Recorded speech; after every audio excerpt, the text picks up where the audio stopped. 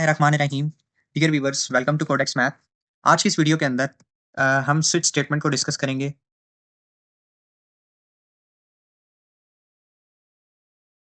ये हमारा है डे 21 इन सी प्लस प्लस प्रोग्रामिंग, और इसमें हम एग्जाम्पल नंबर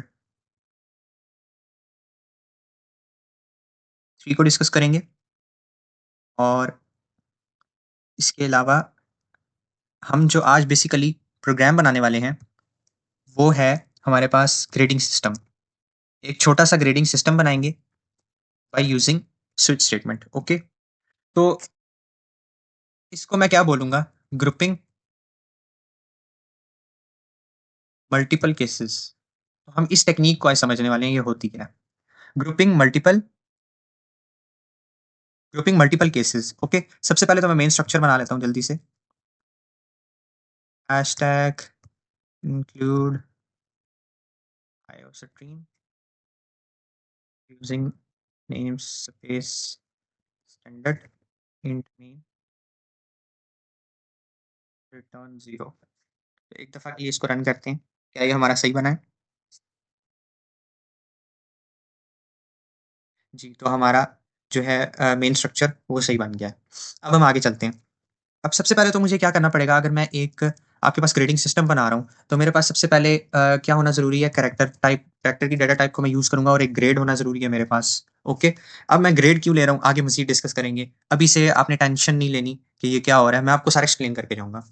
तो देखो, यहाँ पर आपने एक ग्रेड नाम का डब्बा क्रिएट हुआ जिसका नाम ग्रेड है, और वो किस डाटा टाइप का है? वो कैरेक्टर डाटा टाइप का है। 4 मैंने इसलिए लिखा। इसे 4 से आप रिप्रेज़ेंट करते हो, इसका सिंटैक्स इस तरह होता है।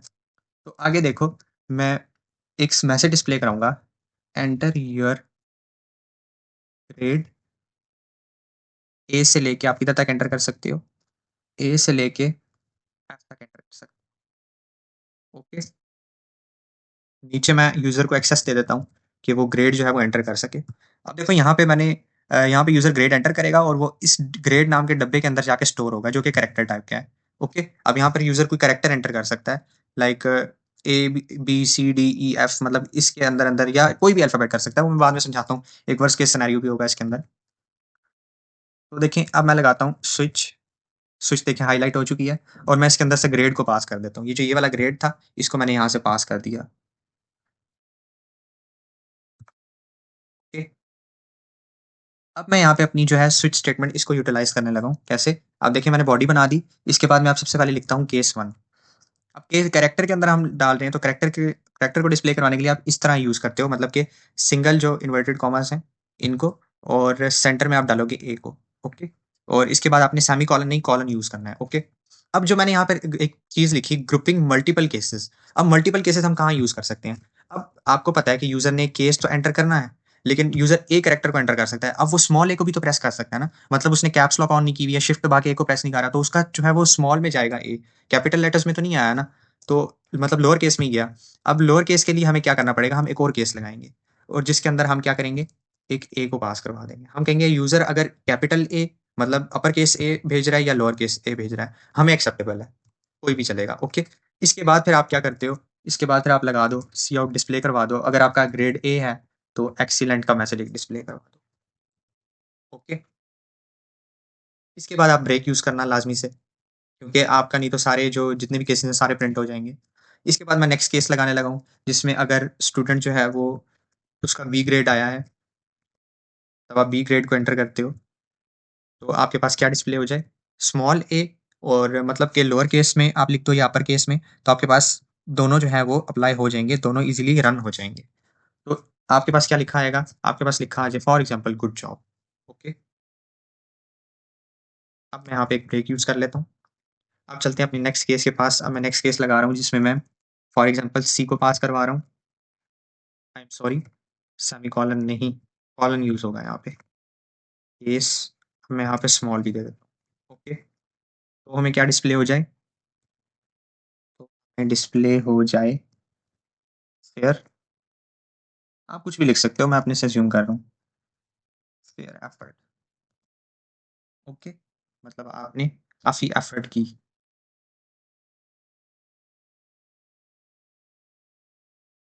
इसके बाद ब्रेक लगाना नहीं भूलना।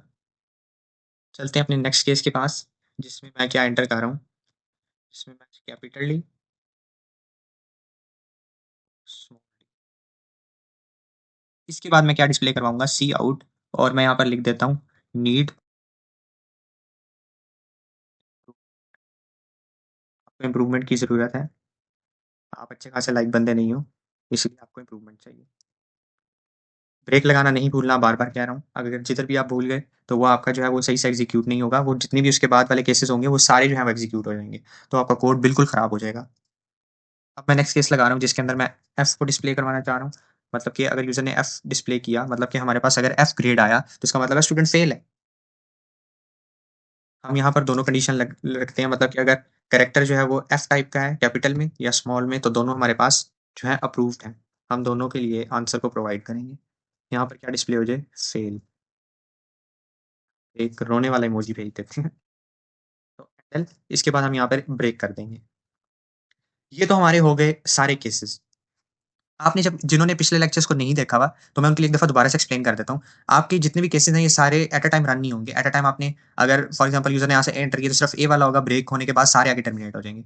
अगर फॉर एग्ज़ाम्पल आपके पास ये जितने भी केसेज़ हैं, ये सारों में से एक भी नहीं चलता, मतलब यूज़र ने इन सब में से एंटर ही नहीं किया, एफ भी नहीं किया, डी भी नहीं, सी भी नहीं, बी भी नहीं एंड ए भी नहीं। मतलब ए से लेके एफ के दरमियान नहीं एंटर किया, तो वो तो आ गया आपका, मतलब कि उस सारे ग्रेडिंग सिस्टम से ही बाहर निकल गया ये। अगर वो बाहर निकल जाए, तो उसके लिए भी हम एक जो है हमारे पास एक डिफ़ॉल्ट सिनेरियो होता है। मतलब कि हम एक डिफ़ॉल्ट वैल्यू जो होता है उसको चला देते हैं। ये देखें, डिफ़ॉल्ट को इस तरीके से आपने लिखना है। तो डिफ़ॉल्ट के अंदर मैं दे देता हूँ, मतलब अगर इनमें से कुछ भी नहीं चलता ना, तो डिफ़ॉल्ट नहीं चलना ही चलना है, आपने ये सोच लेना है। इस तरीके से आप इसको याद रख सकते हैं। तो आप यहाँ पर क्या डिस्प्ले करवा दो, इनवैलिड ग्रेड एंटर्ड।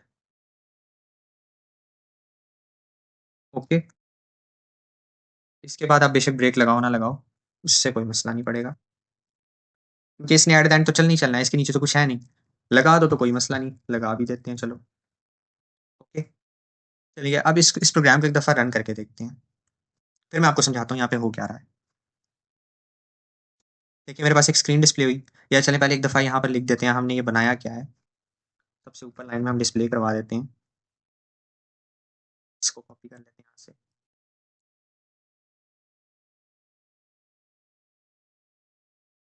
ओके, अब देखिए हमें पता है ये ग्रेडिंग सिस्टम है, जिसमें एंटर योर ग्रेड ए से लेके एफ तक हम कुछ भी एंटर कर सकते हैं। ओके, मैं स्क्रीन बड़ी कर देता हूँ। तो यहाँ पर फॉर एग्जांपल मैं एंटर कर रहा हूँ सी को। अब देखिए मैंने सी को कैपिटल नहीं लिखा, कैपिटल सी ये है, स्मॉल ये है। तो मैंने स्मॉल सी को लिखा, तो इसका मतलब है वो आइडेंटिफाई कर लेगा कि स्मॉल जो है वो हमारे केसेस के अंदर से है, स्मॉल वाला भी। तो इसीलिए हम इसको बोलते हैं कि ग्रुप,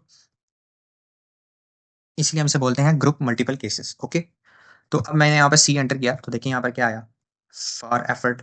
क्यों आया, अब मैं आपको बताता हूँ। स्क्रीन को खत्म करते हैं। अब देखिए मैंने यहाँ से एंटर किया था सी, सी सबसे पहले आया इधर, मैंने यहाँ से एंटर किया, तो ये गया इधर कैरेक्टर के पास, 4 के पास। अब कैरेक्टर जो टाइप है, डाटा टाइप है, इसने अपने अंदर क्या स्टोर किया, एक सी टाइप का कैरेक्टर, सी नाम का कैरेक्टर। तो अब देखिए ये यहाँ से गया स्विच के पास, स्विच के पास यहाँ पे सी आ गया। अब इसने इन सब के साथ चेक करना स्टार्ट कर दिया केसेस के साथ। केस 1 के अंदर ए है, तो ये नहीं चलेगा। उसके बाद बी के पास आया, इसने देखा यहाँ पे दोनों बी हैं, तो ये नहीं चलेगा। उसने पहला देखा ये कैपिटल सी है, ये नहीं चलेगा। तो इसने इस केस के पास आके देखा स्मॉल सी है, तो ये चलेगा। अब देखिए हमने ग्रुप जो मैंने यहाँ पर लिखा हुआ है, ग्रुप मल्टीपल केसेस, हमने इनको चलाया यहाँ पे, ठीक है। तो यहाँ पर ये वाला मेथड जो है वो अप्लाई हो रहा है। अब देखिए यहाँ पे स्मॉल सी था, उसने आइडेंटिफाई कर लिया ये चीज़ है, तो उसने यहाँ पर ये एक मैसेज ये वाला डिस्प्ले करवा दिया, फॉर एफर्ट। ओके, अब एक दफ़ा हम चलाते हैं, डिफ़ॉल्ट वाले को चलाने की कोशिश करते हैं। आपको समझ आ गई ये कैसे चलना है? अब मैं फॉर एग्ज़ाम्पल यहाँ पे कुछ भी एंटर करूँ, लाइक मैं अगर कैपिटल सी भी करूँ एंटर, या चलें कुछ और करते हैं, कैपिटल डी करते हैं, तो हमारे पास लिखा आ जाएगा नीड इम्प्रूवमेंट। अब ये क्यों लिखा आया? यहाँ से डी जो है यहाँ पर आया इसके पास, डी यहाँ पे आया, यहाँ से चलता हुआ इसने यहाँ यहाँ आके आइडेंटिफ़ाई किया कि ये वाला डी था, तो ये नीड इम्प्रूवमेंट लगाकर साथ ही इसको ब्रेक कर देगा, तो आगे नहीं चलाएगा। ओके, अब देखते हैं हम डिफ़ॉल्ट केस को। अब फॉर एग्जांपल जितनी हमें रेंज दी गई थी, ये देखें ये हमारी रेंज थी, ए से लेकर एफ तक, ये हमारी रेंज है, हमने इसके अंदर रहना है। अब फॉर एग्जांपल कोई यूज़र आया है, कोई अनपढ़ यूज़र आया है, उसने आकर जी एंटर कर दिया, तो जी कुछ भी नहीं है, इनवैलिड ग्रेड एंटर्ड। ठीक है, ये मैसेज आपको डिस्प्ले हो जाएगा, इनवैलिड ग्रेड एंटर्ड। अब ये क्यों हुआ, मैं आपको बताता हूँ। इसने जी जी आया यहाँ पर, यहाँ से एंटर किया यूज़र ने, किसी अनपढ़ यूज़र ने यहाँ से एंटर किया, और ये इस डब्बे के अंदर आके स्टोर हो गया, मतलब यहाँ से एंटर हुआ, यहाँ डब्बे में आके स्टोर हुआ। उसके बाद ये आया स्विच यहाँ पर आया, ग्रेड मतलब अब ग्रेड आपके पास क्या हो गया स्विच, और इसके राउंड ब्रैकेट्स के अंदर यहाँ पर आ गया स्टोर हो गया आपके पास ई या जी या जो भी आप लिख कह लो, जी कह लो, कुछ भी कह लो। तो जी इसने सबके साथ चेक करना स्टार्ट किया, ए बी नहीं है, सी डी एफ तो यहाँ पर तो आपके पास नहीं है। तो इसका मतलब है जी तो यहाँ पर है नहीं, तो डिफॉल्ट ने तो एट द एंड चलना ही चलना है। तो डिफॉल्ट चलेगा, वो देखेगा कि इसके अंदर क्या पड़ा हुआ है डिफॉल्ट के अंदर, डिफॉल्ट के अंदर ये वाला मैसेज पड़ा है, तो ये मैसेज वो डिस्प्ले करवा देगा। ओके, सो ये था हमारा स्विच स्टेटमेंट का एक छोटा सा प्रोग्राम जिसको हमने डिस्कस किया। नेक्स्ट वीडियो में इंशाल्लाह ताला हम किसी नई एग्जांपल के साथ मिलते हैं, या फिर किसी एक नए अच्छे से टॉपिक के साथ मिलते हैं। उम्मीद है कि हम लोग फंक्शंस को स्टार्ट कर देंगे। So thank you so much dear viewers for watching this video. जिन्होंने अभी तक वीडियो को देखा, थैंक यू सो मच। अल्लाह हाफ़िज़।